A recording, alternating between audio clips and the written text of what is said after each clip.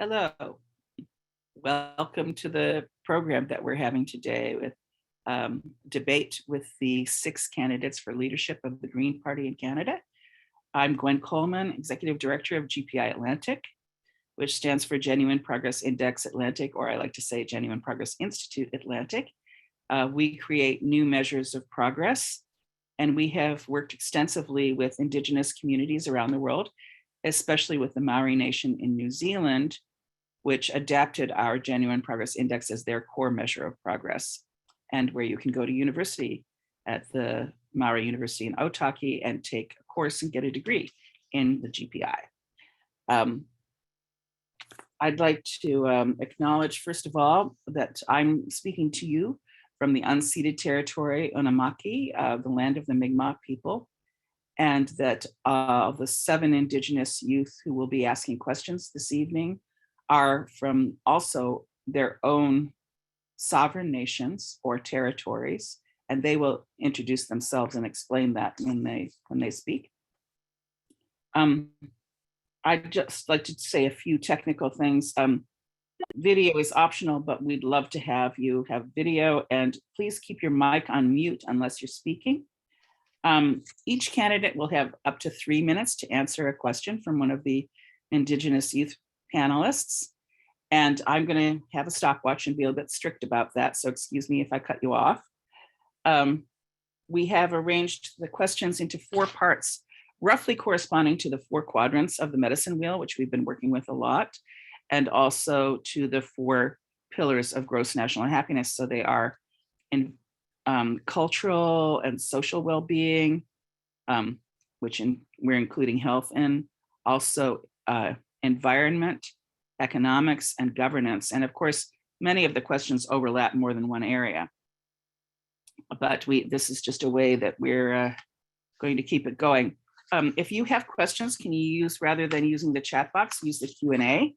So then we'll pay more attention to it, and Natasha is going to monitor that and help call our attention to that. Now, in recognition of Remembrance Day, Cassandra Martin will start us off with the first question, which is going to be in the cultural and social well-being section. I'm just going to ask the panelists you won't be able to ask, you won't be able to speak to the youth for every single question that they ask, because there's 6 of you.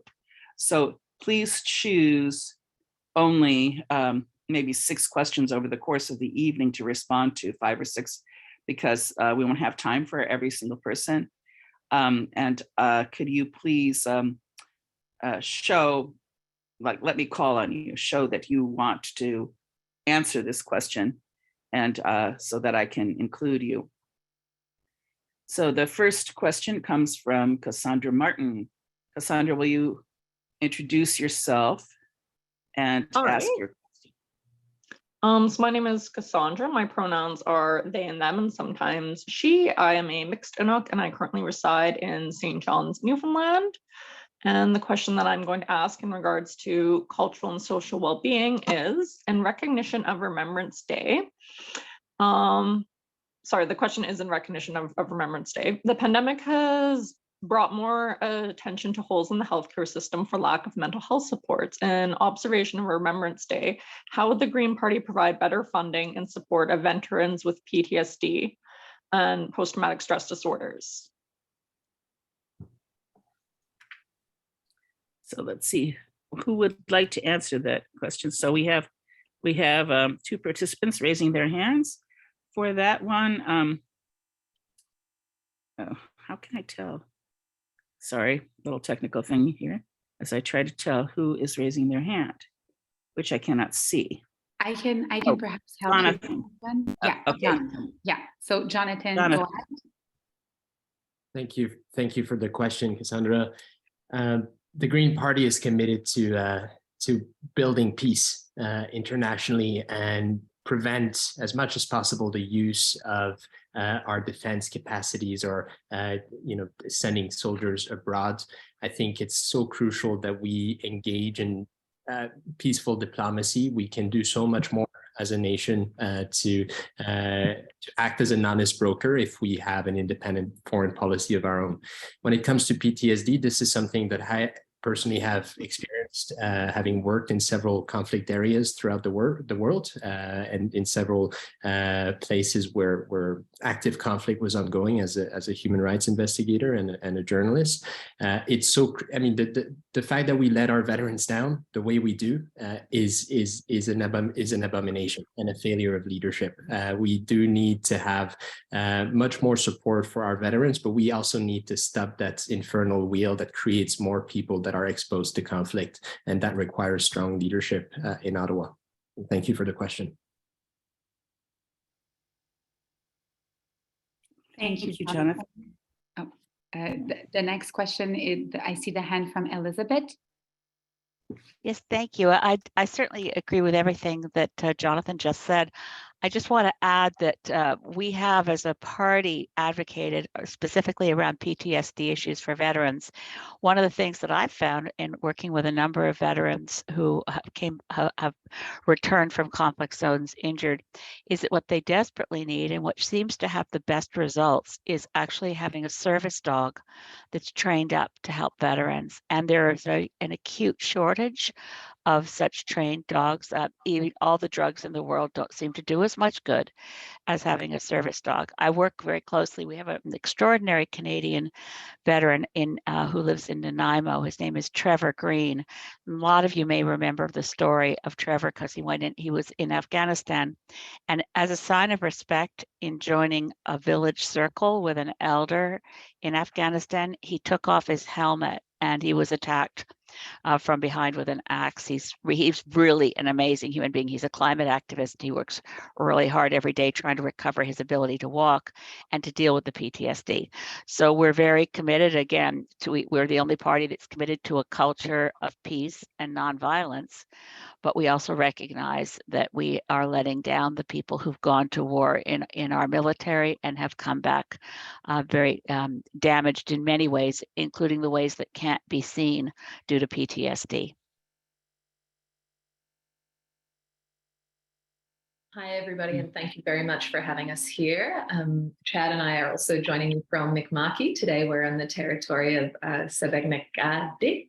I usually live in Epigwit, Prince Edward Island, and that's also where the Department of Veterans Affairs is based. And so I speak with, as I go door to door in elections, I speak with a great number of the staff who work at Veterans Affairs, and they know how deeply their own bureaucracy is letting down veterans. I also speak with veterans at the doors, and yes, service dogs. Also, access to medical marijuana was an ask that the Greens supported well in advance of the government catching up with and decriminalizing marijuana.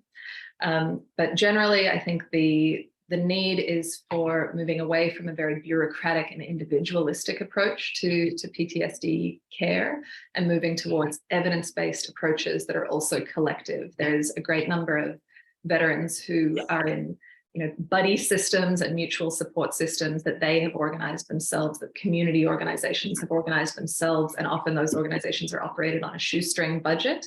And it puts more and more stress on the organizers who are trying to take care of each other and their former comrades.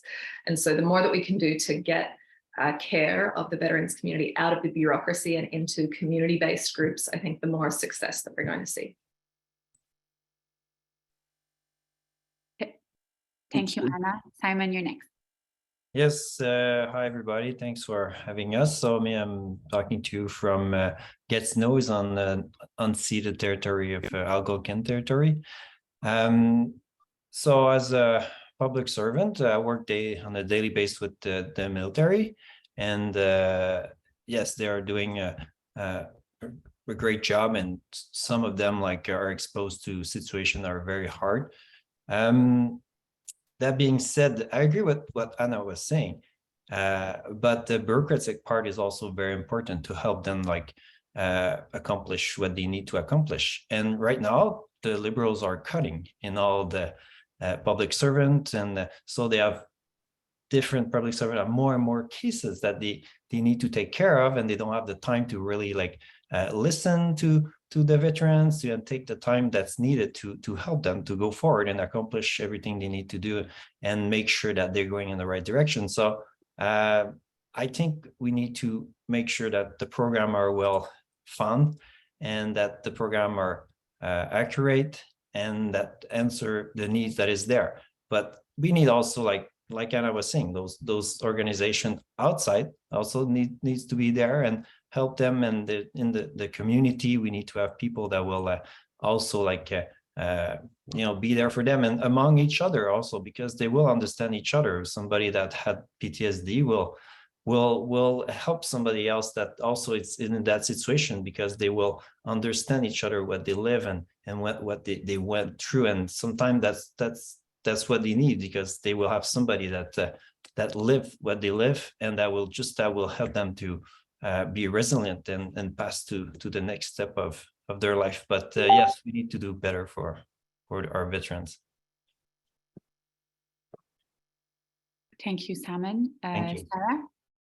Absolutely. You know, veterans and armed forces, they lay down their lives. They give everything, and so that needs to be respected and loved if we're going to keep our armed forces strong. And so to have that funding cut is really just not acceptable, I think, in the green platform all along. So we're all in agreement there. And just to kind of riff off of what Anna was saying, I support everything that everybody has said so far. And in my platform, I talk about people who have been sexually assaulted, less than 1% of sexual assaults in this country end in conviction. And as a high school teacher, mostly on reserve in Northern Ontario, I'm very familiar with intergenerational traumatic response. And so I think that what Anna's saying, this larger conversation around mental health is finally coming to the fore in our society in Canada. And so the PTSD that the military does have that expertise on what it looks like needs to be cross-communicated around sexual assault survivors and around intergenerational traumatic response with Indigenous nations. And Mike Schreiner at the Ontario level, we had a really successful slogan in the last election, which was that mental health is health. And I feel that the Green Party of Canada should pick up that refrain. And thank you so much for the question and for this talk so far. Sandra, do you want to ask your question about eco-grief? Oh yeah, I can definitely ask my second question about that. And all those responses were amazing, and thank all of you for responding the way that you did. So my second question is about eco-grief, and my question is, how can the Green Party support Indigenous youth through eco-grief, such as with counseling, naturopathic and holistic and nature-based therapies and land-based activities?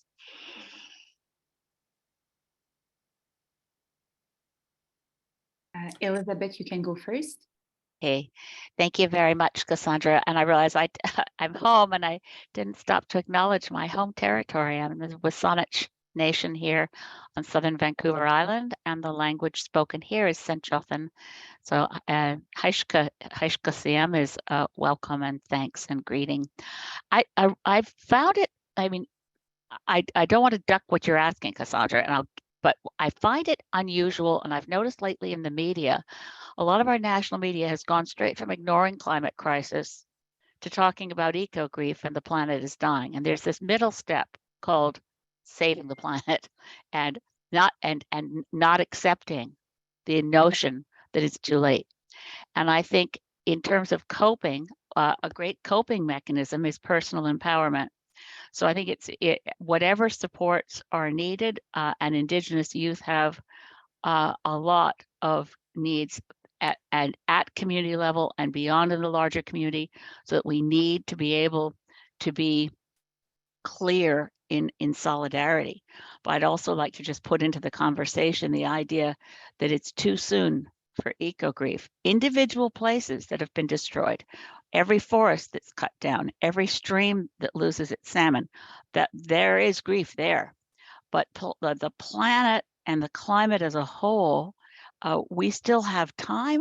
We don't have much time, and it isn't the job of youth to take on this burden. It's the job of the people who are responsible, the generation that's more responsible, which is the generation that I belong to, of grandparents that actually should and must become much more radical in defense of Mother Earth. So people like Grandma Lozier, one of my friends here on Vancouver Island, we're a generation of elders that are radicalized and ready to face arrest, do what needs to be done, including getting elected, being in Parliament, and fighting against the corporate powers that seem to be perfectly content to continue to make whatever they can make in the short term while condemning future generations and the millions of other species with whom we share this planet to an unlivable world. So yes, supports for eco-grief,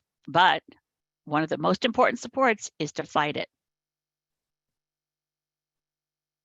Thank you, Elizabeth. Chad and Anna?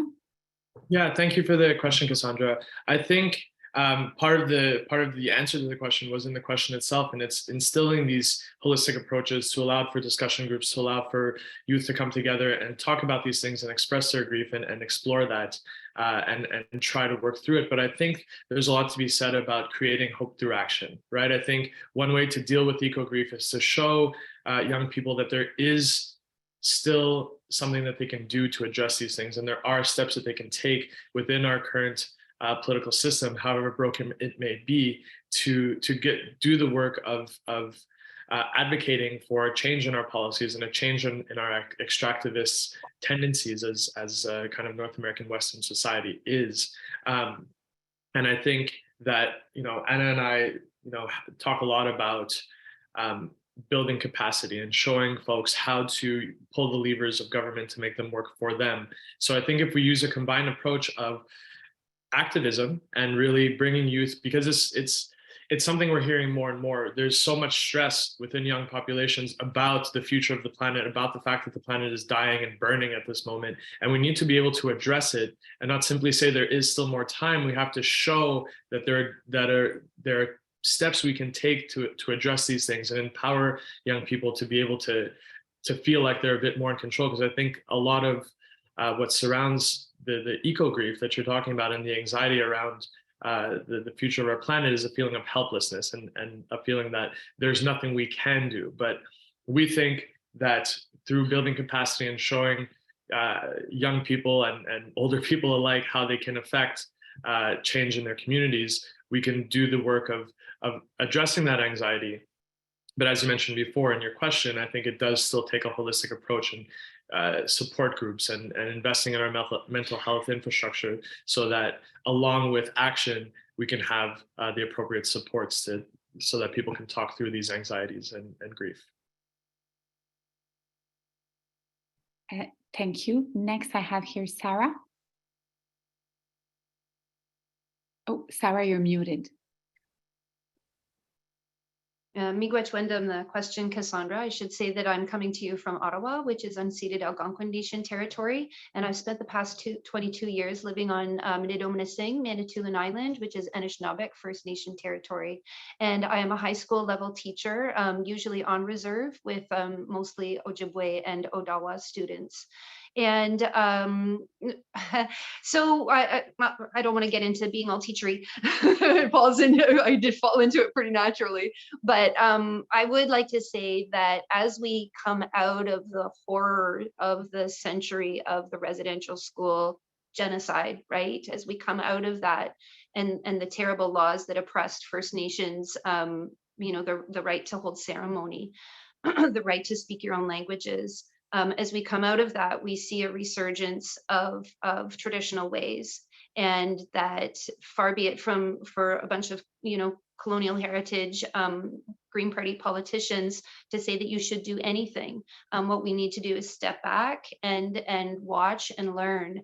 And so where I live on Minnedominasing, which means Spirit Island, that that there's this huge resurgence of outdoor education and Indigenous land-based learning, and that the community there has been a real leader nationally. So when Pierre Elliott Trudeau wrote the white paper and Indigenous nations came up with the red paper, like, you may not do the white paper, that is not happening, thank goodness, right? Indigenous nations rose up and stopped that atrocity.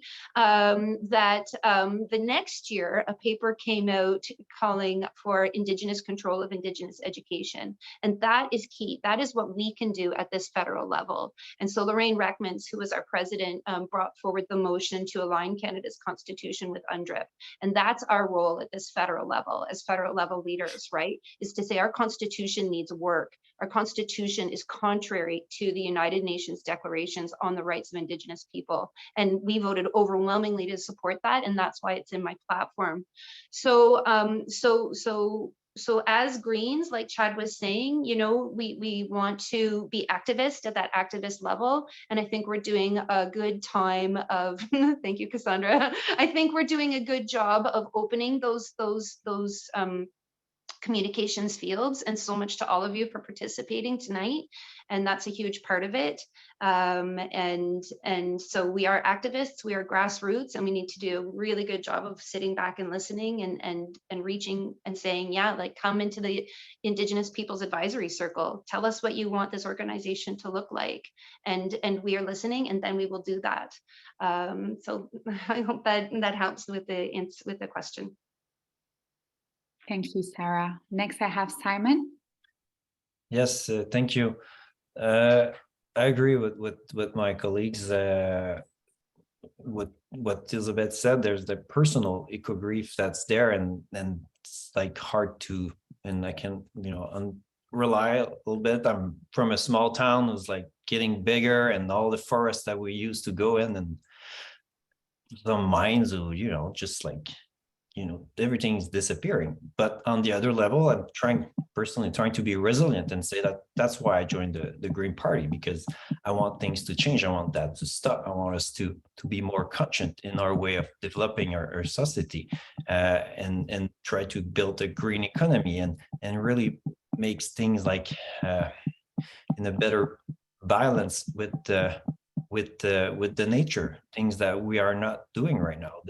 There's a dystopian capitalism that's everywhere, that's like just like, you know, taking more wood, more minerals, more everything. We're growing, and it's like now we need to be there to rationalize all that and bring that in the right direction. And the Green Party needs Indigenous people with their wisdom and their knowledge, and there's a place for you. And like Sarah said, you know, we need to listen to what you can bring, and also you need to, if you want to, you know, be candidates and join the movement, and let's change all that and make sure that we bring that development in the right direction.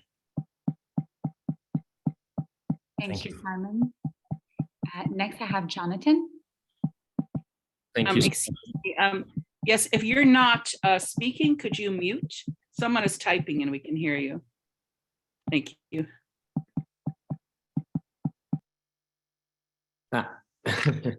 Well, thank you so much for the question, Cassandra. I want to acknowledge that I am calling you from Tshotshake on the traditional and unceded territory of the Kanien'kehá:ka Nation, also known as Montreal. When it comes to grief and eco-grief specifically, and I want to piggyback a little bit on what Elizabeth said, I understand the fear of young people. I'm 32 myself, and it's a grief that I've had for many years working on genocide and human rights atrocities throughout the world, that I've carried with me because we still live in a fundamentally unjust world. It's a world that's been built around capitalism, around extraction, around colonialism and imperialism. And it's always been extraordinarily painful to realize that despite all the atrocities that happened in the past, we appear as a complex body of human beings throughout the planet, not to learn. But it's also been a strong motivation, a strong engine in my own political involvement and my own career, because this disappointment with how little we have learned from the past, how little we learned from the past has been the main motivation for me to say, wait a second, this is not okay. This is not okay, and it will continue not to be okay if people who think like me, if people who think like you don't get involved, don't get engaged. It's so crucial that young people realize just how much power they have. If they, and we've seen that over the past couple of years with Greta, with so many young activists who go out in the streets, who demonstrate, who are now throwing paint or soups at old paintings throughout the planet. This activism needs to so that parents and grandparents also realize that right now we are toying with your future, with my future, with our collective future, and not just ours, but also our children's, if we want to have them. So I very much invite you to get involved, whether it's in the Green Party or in other parties, whether it's in your community or with NGOs, as you are currently doing. I very much think that getting involved is the key to feeling more empowered when faced with a situation that can appear desperate, but really isn't yet, because we grieve and we can only allow ourselves to grieve for something that has completely disappeared. And right now we still have so much to protect, so much to love, so much to defend. So thank you. Thank you, Jonathan. Anna? I was wondering whether I would speak on this, but I want to add just a little bit of difference. I worked at 350.org for the last 5 years. So it's an international climate change advocacy organization that has activists in 40 different countries. And we did quite a bit of work on ecological grief, because it is something that more and more activists are experiencing. And there's this sense of panic at the loss that is very real. And I think we do risk missing that grief or trying to paper over it instead of facing it and addressing it directly. If we try to say, no, don't grieve, don't panic, just go straight to action and empowerment. But different cultures around the world hold grief in different ways. And the source of grief is love and connection. You can't grieve for something that you don't love. So, I've always loved the Jewish saying when somebody passes, let their memory be a blessing. And the lessons that we can take from the way that different cultures approach grief, I think is critically important. We have a tendency in dominant Western culture to try to avoid feeling negative feelings. But those feelings are there, and if we don't face them, they can really eat at our souls. And so we do need to take the time to sit with loss and to feel it. I've been very inspired by in the losses that were faced after Hurricane Fiona hit the East Coast. There were a lot of very critical land-based marks. People who had been caring for forested areas or for the beachfronts had lost places that they had been connected to for their entire lives. And it took a process of needing to visit and sit with those spaces to give thanks for all of the memories and all of the beauty that those landmarks had brought to their lives. And so I think it is important that we sit with that grief and that we use that grief for motivation for protecting what remains in the future.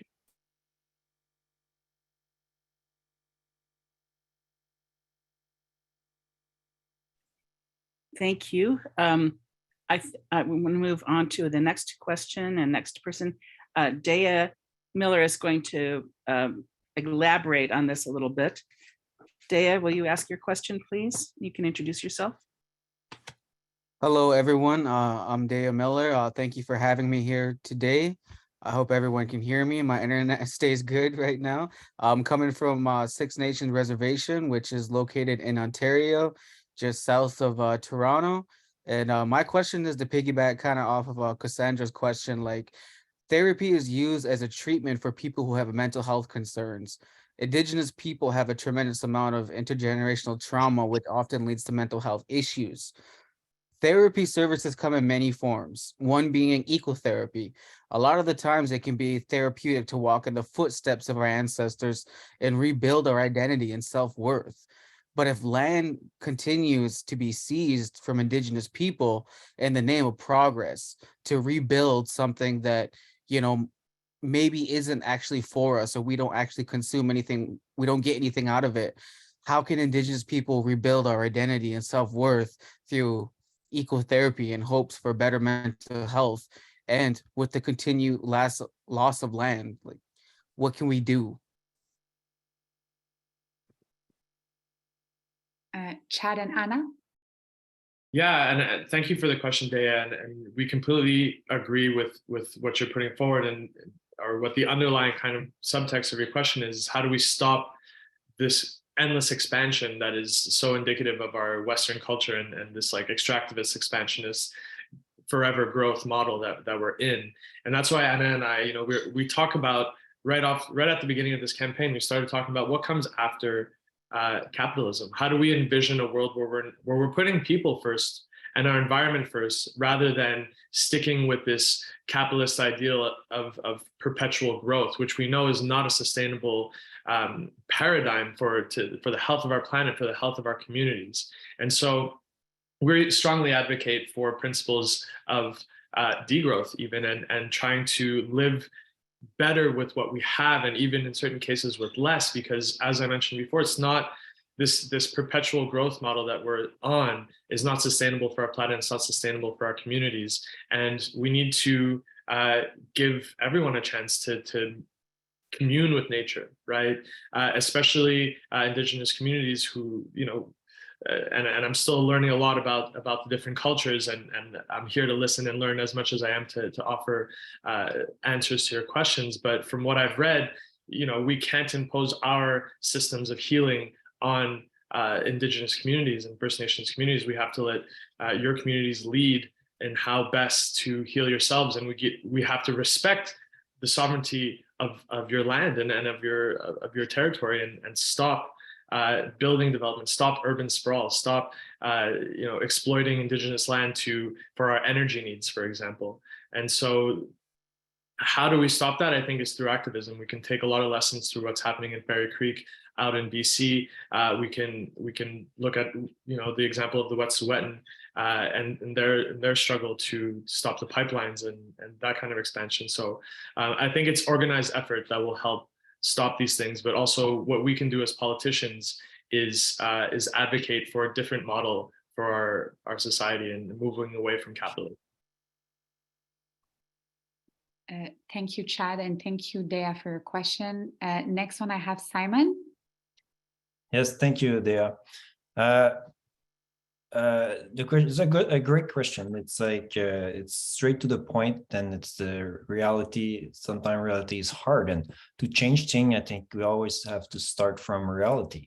And to stop the growth is like something that's, yes, it could be an idealistic way of thinking, but in the reality right now, the moment we're talking, things are going and developing, and the economy is working, and everything is there. So we need more MPs. The green needs to grow, get bring our policies, but also the government needs to do better collaboration with First Nation. We saw some that happens like with the Innu in Quebec, and collaborate and include like with like negotiation and a way to go forward different project, and agree and include First Nation and in the development of different projects that all parties will agree. And I think that's how we need to build for the future, because the reality is there, and we have to start from there and transform it. And collaboration is the best way to go into that direction. Acknowledge where we're coming from is very important. It's like what drove us, but then after we need to see what's in place and start from there and transform things. Thank you, Simon. The next I have is Elizabeth. Thank you, Heishka. Look, the question, thank you, Dea, for that, and coming from Six Nations of Grand River and that huge, rich knowledge base of governance structures from the Iroquois Confederacy. the nation of Canada can learn a lot from that. And I just wanted to flag for, again, to say to the whole group of you that's here asking us questions, it would be such an honor to see you continue to be interested in the Green Party and work with us. It would be just the best possible thing for us, but we're here to answer your questions. So I don't want to jump right into join us, but I want you to know that that as leadership candidates, once one of us or two of us become leaders, we don't control the party policies. This is all done by the grassroots and passed through our membership. So I thought you might, I wanted to fit in here that, and I think it's relevant to the question you're asking about land. We're the only political party in Canada that has renounced the doctrine of discovery. And that's our party policy is yes, United Nations Declaration of the Rights of Indigenous Peoples, yes, free, prior, and informed consent. Consent can hardly be free or prior when they're already building things like the Trans Mountain Pipeline while twisting arms of First Nations along the route to say, just say you'll go along with us and then we'll give you some money because it's going to happen anyway. That is the absolute opposite of free, prior, informed consent. So the experience of grief and the experience of I like Anna's way of putting it, of sitting with it.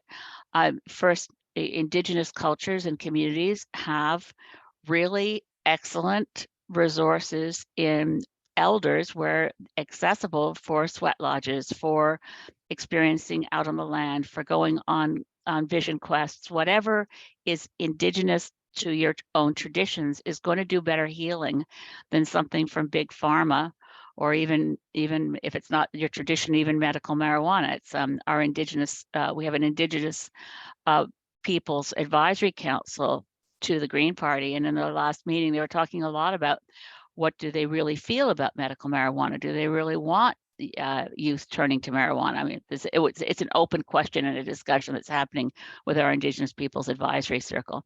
So I just close by saying, you know what, the other big part of the answer, it's already our policy, is to reject the gross domestic product as a measure of progress and to specifically adopt all the underpinnings that are genuine progress. I keep saying index, but I'll start trying to go with Gwen, Genuine Progress Institute. But those are the values that are already embedded in the Green Party. So when you ask, what can we do? The connection to the land requires of us in reconciliation land back, tangible, more land, more connectivity, more traditional land in traditional hands under Indigenous sovereignty. You could see I could rant more, but I'm going to stop. Thank you. Thank you, Elizabeth. The next one I have here is Jonathan. Thank you for the. Okay, now, excuse me. We're running a bit over. And I just want to say, you know, some of these things that are coming up, you'll have a chance to talk about later when we get to like the governance section, for instance. There's a lot about land sovereignty throughout this, you can imagine. So I'm just going to see if we can not have every single candidate answering every single question again. But you know, go ahead, Jonathan, finish this because we still have one more question for this social well-being section that we want to get out there. Okay. Thanks for the reminder, Gwen, and thank you for the question, Dea. I'll be brief. I very much agree with what you said about mental health not being solely dealt with through therapy or through medical and medication. I worked for quite some time in Afghanistan a couple of years ago, interviewing people who were experiencing and had been experiencing the trauma of war for 40 years, and they had so many different ways of dealing and building resilience to face the circumstances in which they are. I'm so grateful to see you here and coming from the Six Nations. I understand that your nation was stolen 900,000 acres by colonial power. There is right now a court case in Ottawa and the federal government is fighting it. I think it's our responsibility, as Elizabeth said, we have a strong policy on land back, and I think it's our responsibility to call the Liberals on that in a spirit of reconciliation and in a spirit of truly appreciating and understanding the role that First Nations are playing and have played in the history of this country. We should not be fighting these cases in court. It's so important that land be given back. for First Nations, but also I believe for the rest of Canadians. I very much believe in access to nature and access to the beautiful spaces that our country provides as something that can help people build resilience, but also an appreciation for the natural world. And sadly enough, accessing the great outdoors in this country is both expensive, but also very difficult because there is so much private land around, there is so much construction, so much development. So we need to think through a strategy to give land back, to give the custody back to their original owners, but also to make it accessible to as many Canadians as possible so they can enjoy this beautiful nature of ours. Thank you. Okay, thank you so much. I'm gonna stop there with that question and go on to Braden. Braden, would you introduce yourself briefly and ask your question about language? And yes, hello. You want to talk about, may want to address to Simon in particular. Okay, thanks everybody for having me here. I'm coming from Victoria, BC, on the traditional unceded territory of Lukwigan. I will be asking a question to do with Indigenous language rights. And as an example, I'll be using Quebec's Bill 96, which puts stricter laws on the use of non-French languages in Quebec. The forceful nature of the French language was alienating to English-speaking Indigenous people and was problematic to the preservation of Indigenous languages. Quebec never accounted for Indigenous languages, despite it too being colonized territory. So how will the Green Party protect Indigenous language rights? Yes, thank you for the question. I think it's very important to protect the Indigenous rights to the languages. Like Quebec is a minority, and since the Confederation, all provinces like French is a minority language. All provinces since the Confederation passed a rule or law to try to assimilate or French people, get rid of French language. So we fought hard, and so I understand how you're fighting for your language, and I think it's very important that you be able to have the fun and the space to use it. And the law that's in place is imperfect, okay? But it's at the end, the point is always to protect what we're trying to develop, the culture in a majority of Anglophone all around Canada and also into the United States. So sometimes it pushes us maybe as a society to take decisions that are not the best. It's more in a position of being afraid than try to assimilate something else. And then after you have to readjust. But me as a leader, I think it's very important that the law are inclusive and that protect your mother language, and that you're being able also to thrive and to use it and to share it and to make sure it will survive and stay in time and grow. That's very important. Yeah. Thank you. Thank you, Braden. Thank you, Simon. So now we're going to move on to the next section of questions. Gwen, would you mind if I jumped in on this one? I actually worked on Bill 96. Okay, go ahead. Sorry, yeah, so as I mentioned, I worked on Bill 96 in my previous job, and I was able to watch the hearings, and the Cree and Innu nations, made a very strong case for an exemption to the law applying to them so they could protect their languages.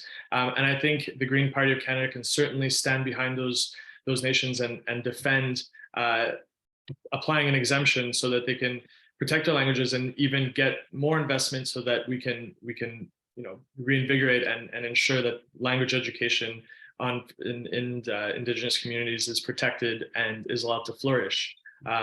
So I know we're pressed for time, so I'll just leave it at that. Thank you. So now we're going to be moving on to the environment section. And I'd like to first ask Mateo, could you ask your two questions? Of course. And I'll start off by quickly introducing myself. I'm Mateo Johnson. I'm from Bulladeck First Nation. Winnemagee, which is now called Cape Breton in Nova Scotia. And my first question is, how would you support Indigenous people in their actions against economic development that is harmful to the environment and the resources within it?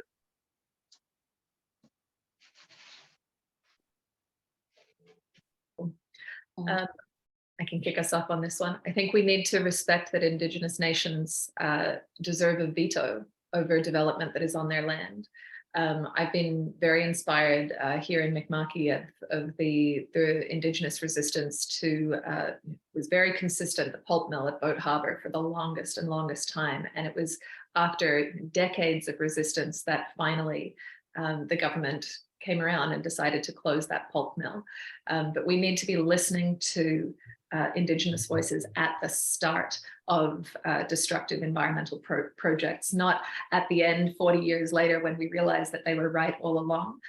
We can see all across the country, you know, projects like Coastal GasLink, projects like trying to log old growth forests in British Columbia. These are projects that have Indigenous resistance from the very beginning. If we are serious about land back and serious about you know, enabling and supporting Indigenous communities to reassert their self-governance, not only, you know, through the Colonial Indian Act, but actually restoring their traditional ways of governing, then we need to accept the decisions you know, under free, prior, and informed consent. We need to accept when Indigenous nations do not give consent, and we need to learn to respect a veto.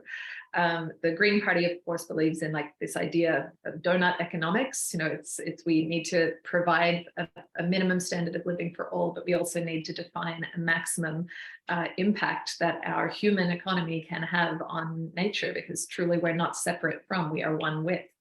And if I think Indigenous communities are you know, the final arbiters of where does that boundary lie and where do we say enough is enough and no more. Thank you, Anna. The next one here I have Sarah. Thanks so much. So this is slightly explained in my platform, and it comes down to two tracks, right? This is a theme with the Green Party of Canada, is that we are activist on the ground, and we have a motion to support the Wet'suwet'en. Like Anna was just saying, we have a motion to support, or sorry, not a motion, we approved it. So it's now one of our policies, right? And if you see a grassroots leader, then they'll directly reference that in their platform.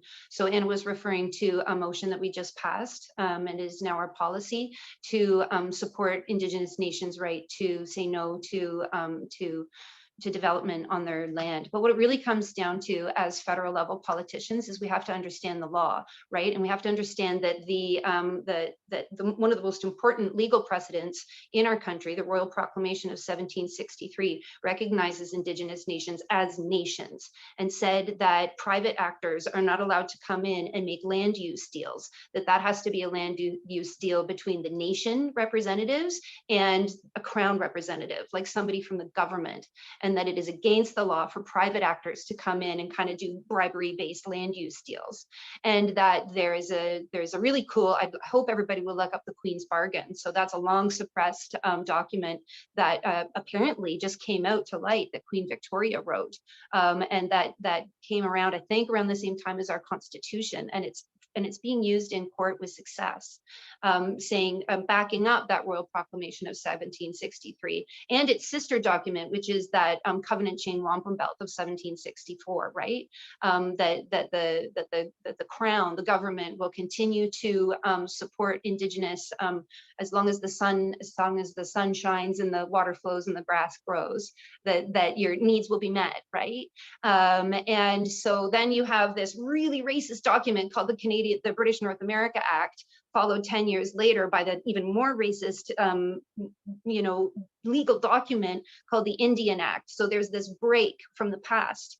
And now you have the United Nations Declarations on the Rights of Indigenous People, and you have our charter, right? Which Section 35 is a missing section in our charter. It is an unfinished project in which we need to instill Indigenous right to self-government.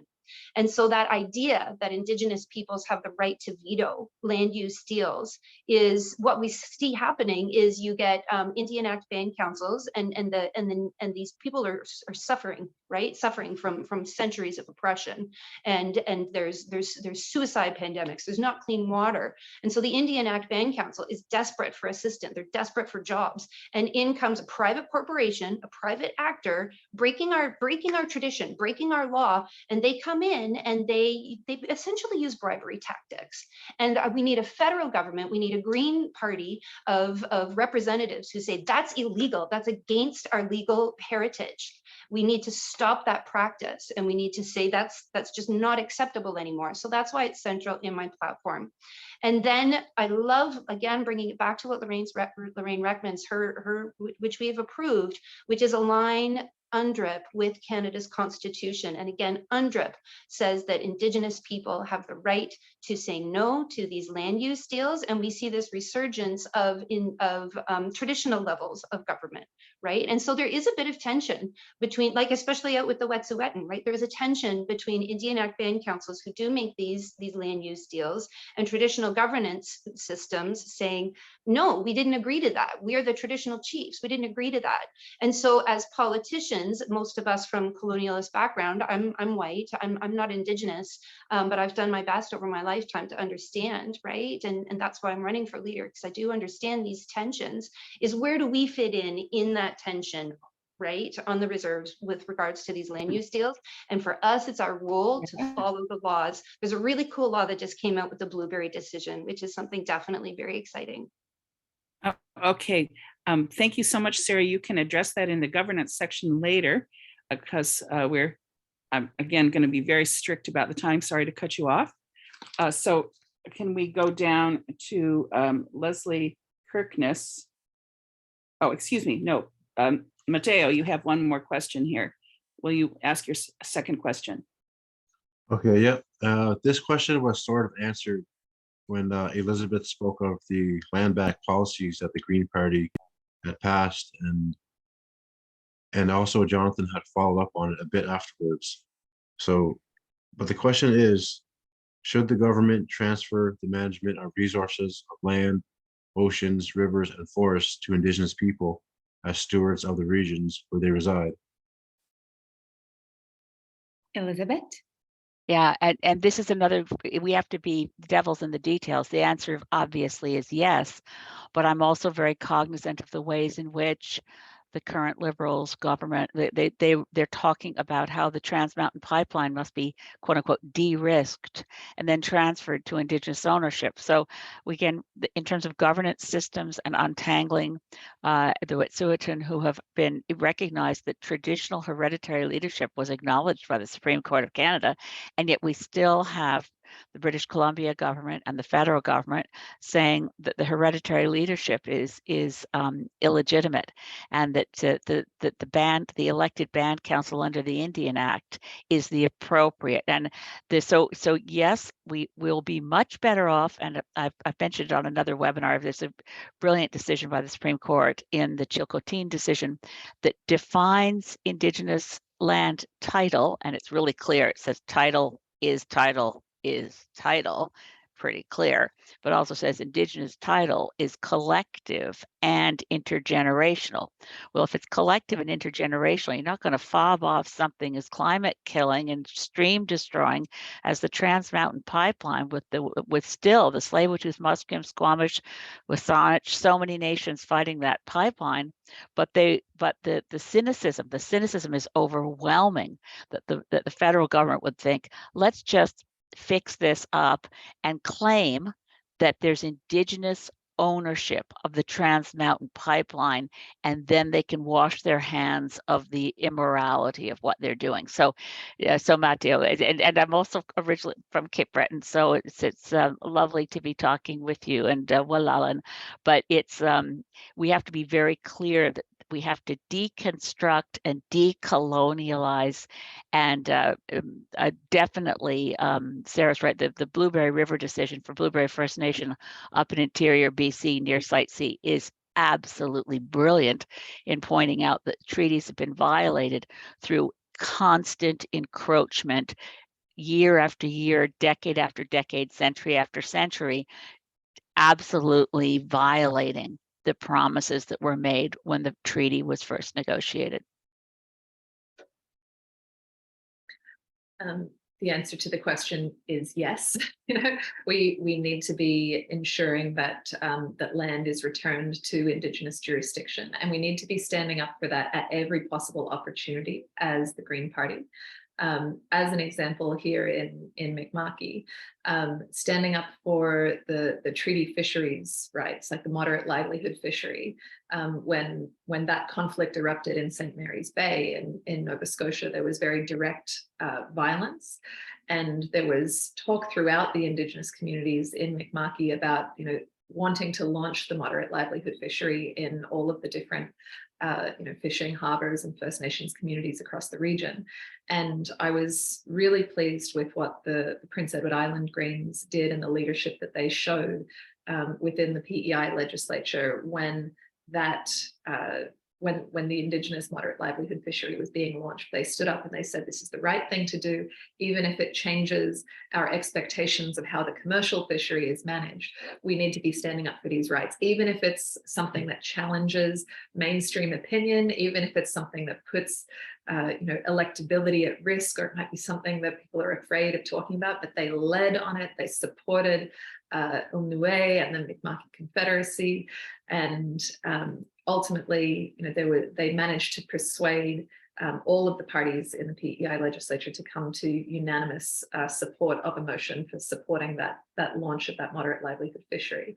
And so I think when we're talking about returning land to Indigenous jurisdiction, or returning waters to Indigenous jurisdiction, or respecting treaty rights, political leaders need to have courage to fully stand with and back up the local Indigenous communities who are making those calls.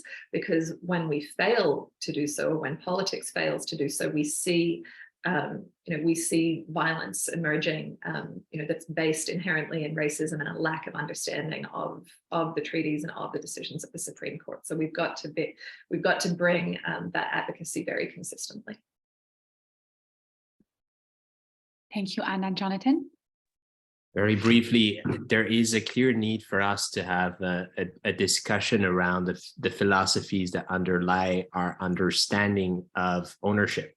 And this is something, our legal traditions, the traditions that were brought here by European colonists and which were enforced by the British Crown, are in conflict with the First Nations understanding of ownership in many ways, and the understanding of many nations throughout the world of what ownership actually means. So I think we need to give land back, and we need to give custodianship back, but we also need to have a broader discussion around what it means to own, and what it means to inherit, and what it means to pass on.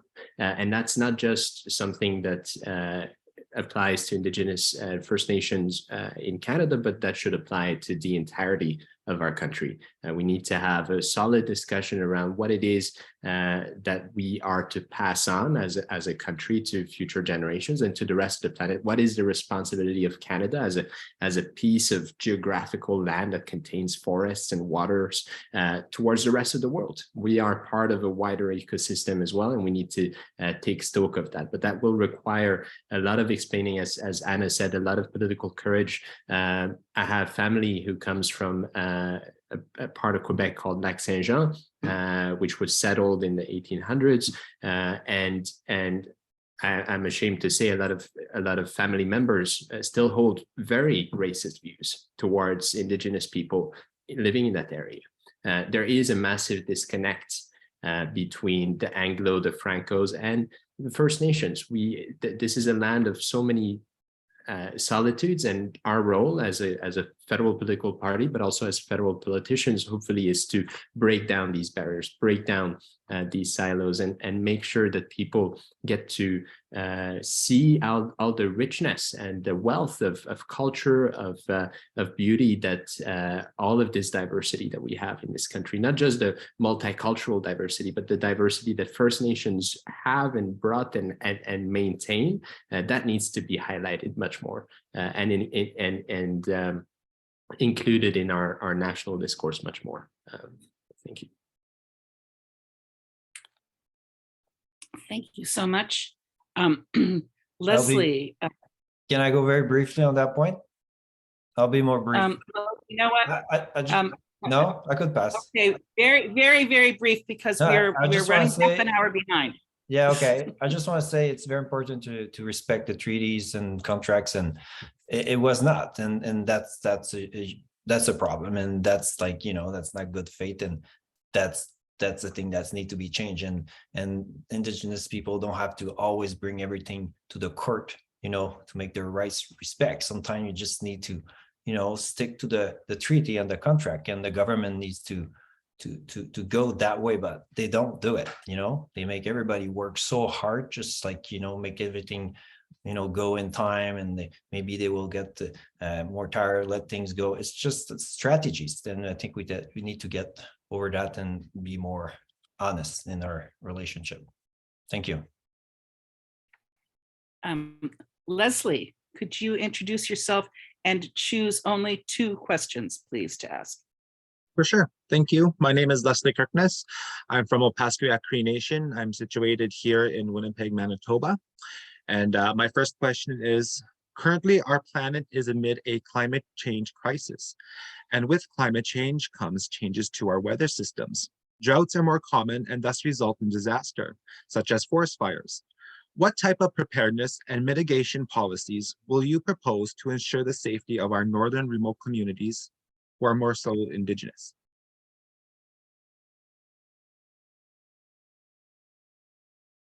Elizabeth? Yeah, this is a very critical question. We know that there are a lot of communities that are fly-in communities, and they're very much at risk in forest fire situations. We've had some urgent situations. We need to be resilient, and we need to plan ahead to ensure that, for instance, that there's fire smarting around communities, that there's better preparation for protecting watersheds. Watersheds are critical green infrastructure to protect water supply. I don't need to explain all these aspects of adaptation, but we need to be thinking ahead and being protective for human life in remote communities where Indigenous peoples are far more at risk on the front lines of the climate emergency. As well, of course, we have an obligation to shut down fossil fuels as quickly as possible. And it's worth mentioning, in case I don't get another chance, that Indigenous resistance to fossil fuel projects has done more to reduce carbon in Canada than anything any other level of government has done. So we do need to be strongly in solidarity to the calls for moving away from fossil fuels rapidly, for preserving old growth forest, for ensuring in the moments of crisis, we don't wait till the moment when there's a forest fire bearing down on a community that's having to be evacuated, but we've actually gotten in there and created some fire breaks. Our policies on adaptation call for fire breaks to be created before forest fires are raging. We also need to tap into Indigenous knowledge on how to manage fire-driven forest ecosystems so that we don't make fires worse through fire suppression, which in Indigenous traditional ways of handling fire would not have occurred. So it's a much longer answer, Leslie, and I'm sorry, I'm going to cut myself off because there's so much more to say, but a big miigwech, and I'll just stop there. Anna, Chad? Yeah, cool. The investment in disaster mitigation and adaptation funding is one of the elements of the policy platform that Chad and I put out. It's in nature-based climate solutions. We often think about climate solutions as being limited to the fossil fuel industry and transportation, and those are 2 critically important sectors. But land-based climate solutions are also key. So that includes massive support for reforestation and protection of old growth forest, which are of course incredible carbon sinks. And as Elizabeth rightly said, it's been Indigenous communities who've been protecting those ecosystems since time immemorial. But in addition, for adaptation, especially to new drought conditions, we need increased funding. That's been part of green policy for some time, and we want to bring that to the fore. Of course, we can't only wait for recovery funding. So after Hurricane Fiona has just passed through this region, of course, it's top of my mind at the moment because it's where I live, but $300 million has just been announced for recovery efforts. What if we had invested $300 million in advance in nature-based climate protection, for shorelines, for better managing our forests so they would be more resilient, for strengthening and putting underground the electricity distribution system, for protecting the causeway that connects the First Nation of Lennox Island to the main island of Prince Edward Island, and that's been a threat from sea level rise. What if we were making these investments in advance instead of reactively? And I think that's the direction we need to be going. Thank you. Thank you, Anna. Perhaps the last interventions will go to Sarah for this question. Thank you. So from what Anna was saying, we need to be really working fast and harvesting. So there's harvesting a lot of that intelligence. So Greens have some superpowers around local-based food security networks and small-scale energy resiliency. And so what I'll be doing is convening policy table talks at least 3 nights a week. The first topic is going to be creating a national food security mandate based in local food security systems that Greens are already doing. And that conversation will only address First Nations up north, if you come to those policy table talks. So please join us at those policy table talks, because that's a huge piece of that puzzle, right? For all of us in the era of extreme climate change events. And even if we stopped producing carbon right now, like Elizabeth is in the House saying, yes, we need to stop it. And she's a leading expert on how we stop it. But the fact is that we are now in the era of climate change, and we need to build those resiliency systems. We need to build those infrastructures now so that future generations can not just survive, but thrive, right? And so the first policy table talk is National Food Security Mandate based in local food security systems. The second topic is small scale energy solutions.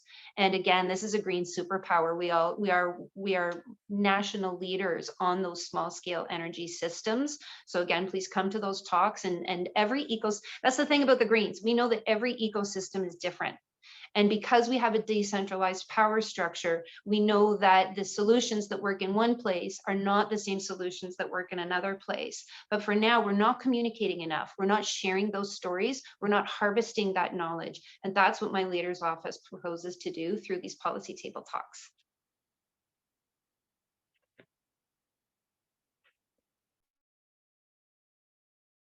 Oh, Gwen, we can't hear you. Sorry. Leslie, did you have another question? Yes, I do. Thank you, everybody, for your answers. My next question. During times of disaster, Indigenous people are told to leave their communities for safety concerns. Indigenous peoples are sent to urban areas for shelter. When in urban areas, Indigenous peoples are looked at as uncivilized and are treated as much. How will you enhance disaster response capacity and coordination to ensure Indigenous peoples are not being treated as second-class citizens and that their indigeneity is not being affected? Chad and Anna?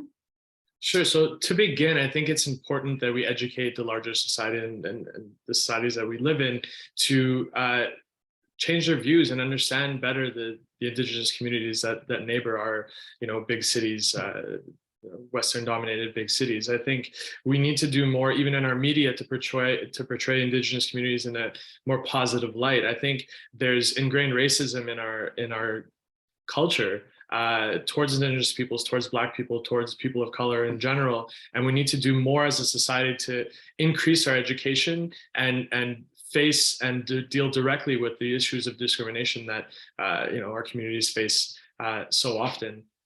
And I think that starts with education. I think that starts, as I mentioned, with portrayal in the media.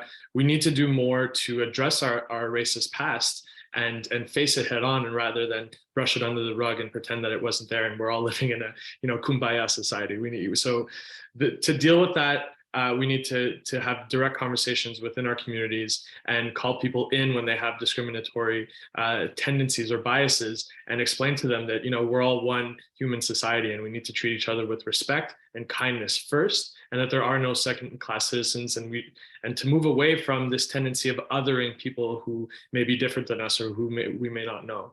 So I think we need to bring our society back to a place of respect and respect the human dignity of all those people who we live with.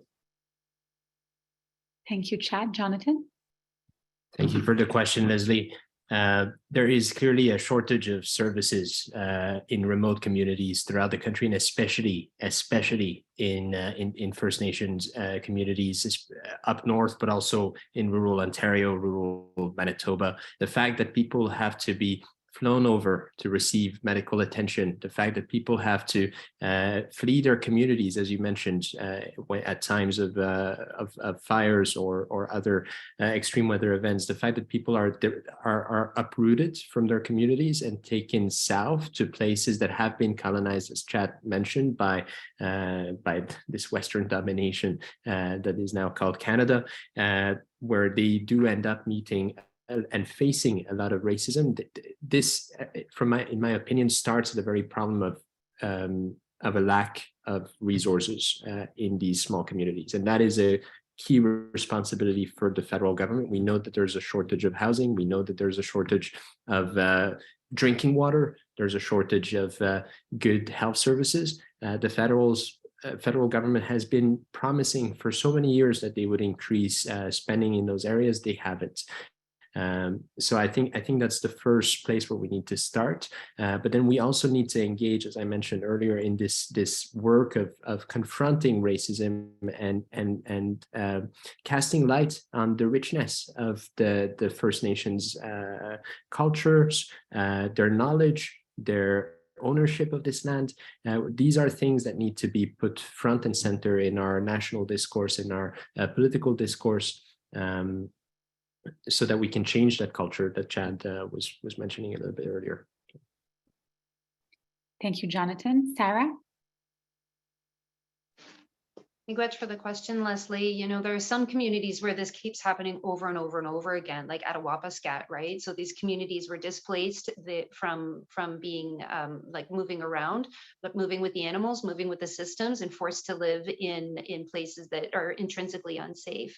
And when you had that disconnection from the land, the result, and you know, of course, the residential school system, that there is this intergenerational traumatic response, and like Attawapaskat, there's suicide, terrible, you know, crippling numbers of suicide, right? And then when the whole community has to be displaced because of an emergency. So at the federal level, I do plan on taking a keen interest in highlighting the communities where that's happening again and again and again. And like Jonathan was saying, you know, just basic essential services need to be upped at the federal level. That's our responsibility at the federal level to do that. And the other opposition parties simply have no interest in holding the current government to account on that. So I think you hear, you know, consensus among all of us that we'll do a better job at that. A couple of things that I would highlight in the leader's role would be better funding for Native Friendship Centers. It is a support network that goes right across the country, and it is led by Indigenous people. So I'm a big fan of looking at what's already on the ground. I'm a businesswoman and capitalizing on that, right, in ways that support Indigenous self-government movements. So supporting those friendship centers, and also like Chad was saying, like in the media, if those people are on the ground, if they're experiencing racism, then I'll go there and I'll shake your hand and I'll eat with you, and I'll show the media that we're friends and we get along and we support each other, and that there's no place in this country for racism of that kind. Thank you, Sarah. I have Elizabeth next. Thanks. There's so many First Nations where the climate impacts are repeated year after year. I think about Putawana First Nation up at Matthias, Colum up in northern Manitoba. They're a fly-in community. They've had to be evacuated and then moved far, far, far from home. I think even as far as being shipped to Thunder Bay during repeated forest fires. We've got to actually plan ahead with more Indigenous sovereignty around where would you, if we have to evacuate, where do you want to be? If you have to evacuate, how safe will you feel, and is that community a place where you feel safe? So looking at safety issues too, I have to come back to, we still haven't met the recommendations, the calls to action of the Missing and Murdered Indigenous Women and Girls Inquiry, which specifically spoke to quite a lot of the remote communities and the threats that exist from man camps. Again, tying resource extraction and the direct threat to communities, and through, as we can see, systemic racism through the whole piece of what it's like to be an Indigenous woman without any safe ground transit and dealing with man camps, building pipelines or building dams. So again, your question is one that is so challenging, because we do, by the way, have as a Green Party a very specific and detailed response to the federal government, waiting for their adaptation plan that's due in November. We speak to these issues in our adaptation plan, not a leadership campaign plan, but one from the whole party that's already been sent to the federal government to say we've got to plan better for how to save lives, because the climate crisis is going to continue. And as I said, certain communities, whether they're being flooded every year, face forest fires every year, we can't continue to pretend we're surprised when it happens again and again. And we have to have much better culturally sensitive and supportive plans for evacuees. Thank you, Elizabeth. The last intervention for this question will go to Simon. Yes, thank you. Racism is unacceptable, and yes, it is present in our big cities, and it's a problem. But racist people they have a lack of knowledge. They start maybe sometimes from fears. It's like there's something there, and it has to be denounced. But they also need help, because you deserve dignity and respect. And so we need to understand why that person is acting like that also, so we make sure that they will stop also in the future, and we will build something better. So it's a sad situation, but you're right to say you have your right of dignity and respect, and it's there, and it's the problem is the worst racist person, and that's what needs to be addressed. Yeah, thanks for your question. Thank you. So we have only 13 minutes left of our session today, and many, many more questions, but I'm just going to ask the two youth who have not spoken yet to ask their questions. So Galo, would you please introduce yourself and ask your question?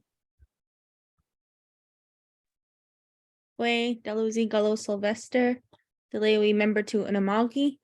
Hello, I'm Galo Sylvester, and I'm from member 2 Unamagi, Cape Breton.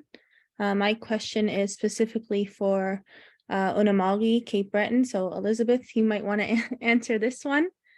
So my question is, do the principles of your party acknowledge the awareness that has to be brought forward to one of the largest devastations to Unamagi, Cape Breton? The passage of hundreds of thousands of marine animals have been disturbed and halted for far too long, the Canso Causeway. If you are a successful candidate, what are your steps to bring awareness to this major environmental devastation? Wallalan, Kayla, Wallalan. It's an appalling damage that was done in cutting off. I mean, it was heralded at the time as this great progress to blow up the side of the mountain and dump it in the Canso Strait, and interrupting the migration of whales, destroying the fishery on the side that was near Port Hastings. They had a successful fishery, then they had none. And what we've ended up with, of course, was the accident of an ice-free harbor on the other side, which brought more ruination with a refinery, heavy water plant, all kinds of things that further compromised the sustainable use of resources through there. Now, as a Cape Bretoner, for many years before I became a British Columbian, I've got to say, blowing up the causeway was something we regularly invoked as at least in humor. I'll add that in humor.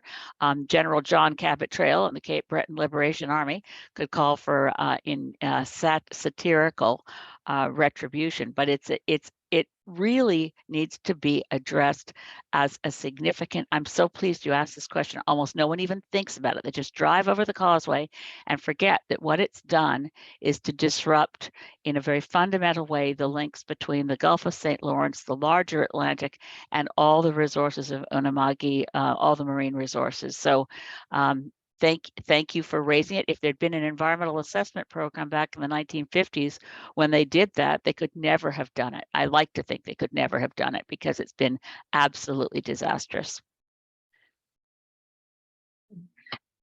As another voice from Mi'kma'ki, I do want to add that there's hope for restoration when ecosystems have been disrupted by long ago development choices.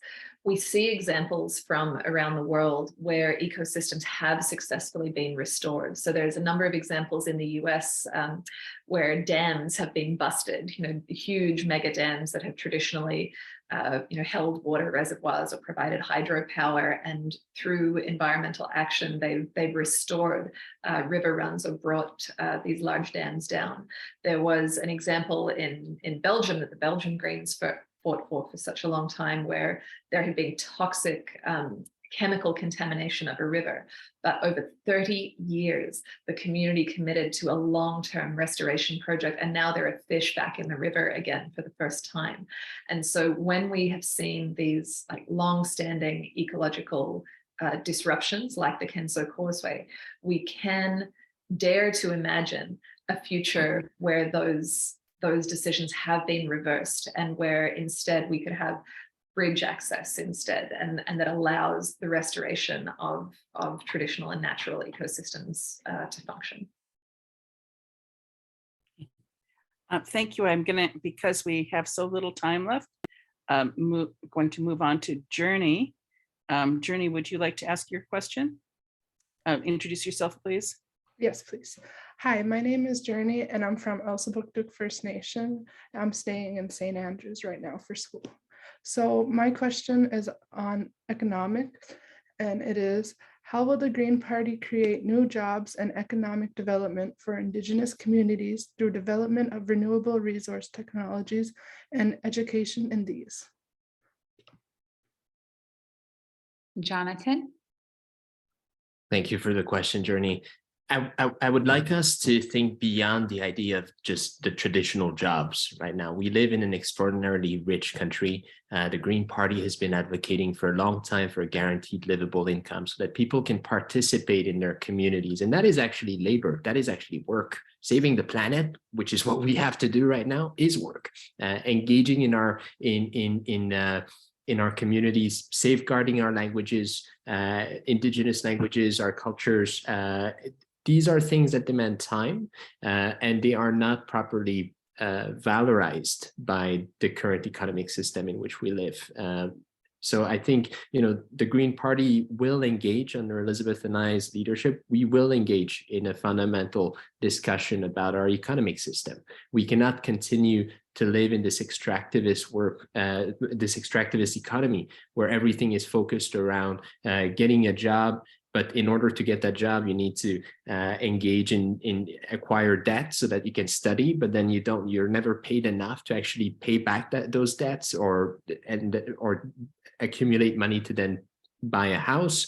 You keep working and working and working, and you don't have time to spend with your children, with your parents, with your community. So we need to revise our understanding of the workplace, the workforce, I very much welcome your question, and I would very much welcome your thoughts on how to do that and how to create this new society for a Canada of the 21st century. So thank you for the question.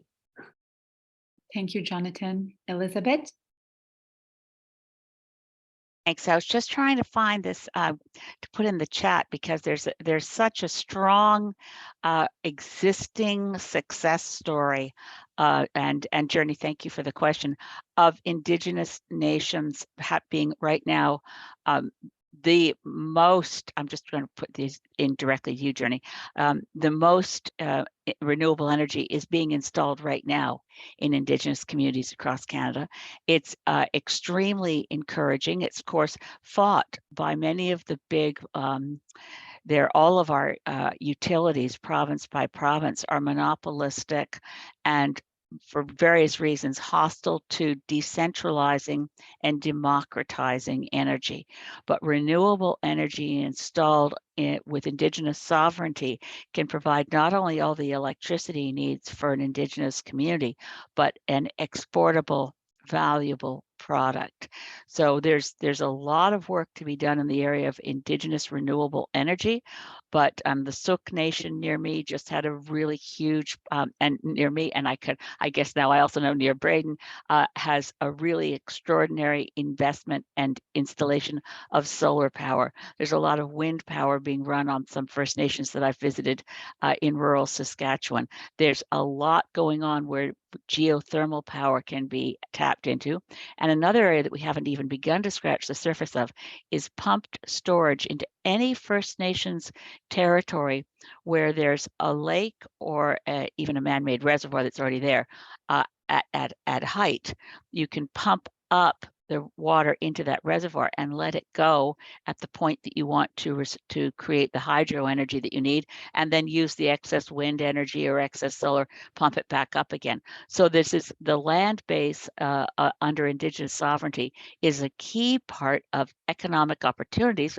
And by the way, Elsipogtog I hold close to my heart for the bravery of the Elsipogtog protests against fracking. But this is I hate saying things that are as trite as win-win-win, but it kind of is. You kind of have to say it. You get Indigenous economic opportunities that are consistent with values and protecting Mother Earth and successful financially. Thank you, Elizabeth. Chad and Anna?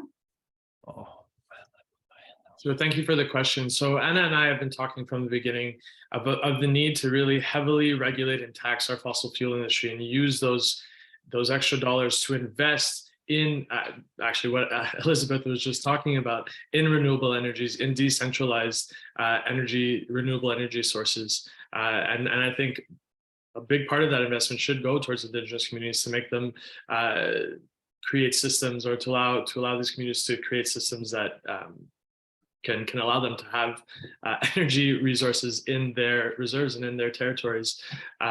We need to move away from this extractivist model that we've been under for quite some time, and be ambitious enough to move towards renewable energies and to do the process of a just transition. Bringing not only fossil fuels into a sunset mode, but also investing in the future and allow Canada to be a leader in renewables and investing in the things that Elizabeth mentioned about, geothermal and wind and solar. Yeah, we can be leaders, and now is the time to invest in that rather than sticking to the old ways and investing in the old ways. Thank you, Chad. Sarah? Miigwet's journey, and I think this might be our last chance to talk. So Miigwet's very much for everybody for being here and providing us with this opportunity to have these more conversational and less debate style talks, right? So Journey, everything that Elizabeth was saying is bang on, and so I'm just going to, instead of going into that again, that reiterate that there is another side to that energy coin that she was talking about, which is a centralized control system that those capitalist organizations want to continue to use to control our lives. And a big one of those is small modular nuclear reactors that are already pre-approved without environmental impact assessments. And some of the companies that are trying to sell them to Indigenous nations are also nuclear weapons producers.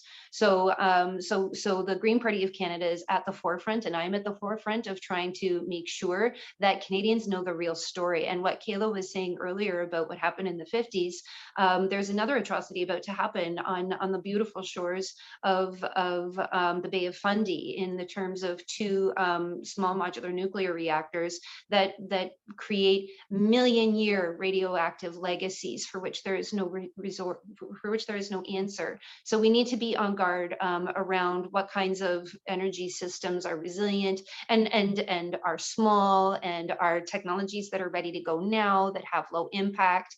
And Indigenous people intuitively know that those are good, but again, we're all susceptible to those really like trillion-dollar industries, the oil and gas industry, the nuclear industry. They come with a lot of gifts, right? And we know that they are evil dangers that we need to be on guard against, and we need to stay informed. So that happens at the Green Party of Canada, especially when we get together and we talk and we have those open meetings. Miigwech. Thank you, Sarah. And the last intervention for this question will go to Simon. Thank you. I agree with everything my colleagues just said. Like Elizabeth, like I won't go around, won't say again everything that everybody said. I agree with everything. You can go on my website that talked about all those topics. It's simongmessier.ca. But I think they went around the question pretty well, and I'm on the same page. Thank you. Natasha, I think that our time is up at 6:30. We do have a number of questions that we didn't get to. I wonder if it's possible for us to send those in writing to the candidates via you. Yes, absolutely. Okay, that would be great. Thank you so much, everyone, for participating. Thank you to all of our wonderful Indigenous youth interns. And can I share with youth interns that one of the people watching Rainbow Eyes is an Indigenous leader from Vancouver Island in the fight to defend Fair Creek, and she's the deputy leader of the Green Party of Canada. So I just sort of wanted to flag that, so in case with Rainbow Eyes. Okay, thank you. We actually had Fairy Creek in one of the questions that didn't get answered. So didn't get asked. So thank you so much. And thank you everyone for tonight. Natasha, any other closing that we need to do? This recording is going to be on the Green Party Facebook page, and we'll link to it from our Facebook page as well. Yes, absolutely. Thank you, everyone. Willal and Gwen and Willaliok. All right. Thank you very much, everyone. May I request that you also, if it would be great if you could print the chat for us and send to me so I can share with the interns. Haishkasim. Merci. Thank you. Thank you, Miigwech. Pamapi. Willal. Well, Alan. Thank you.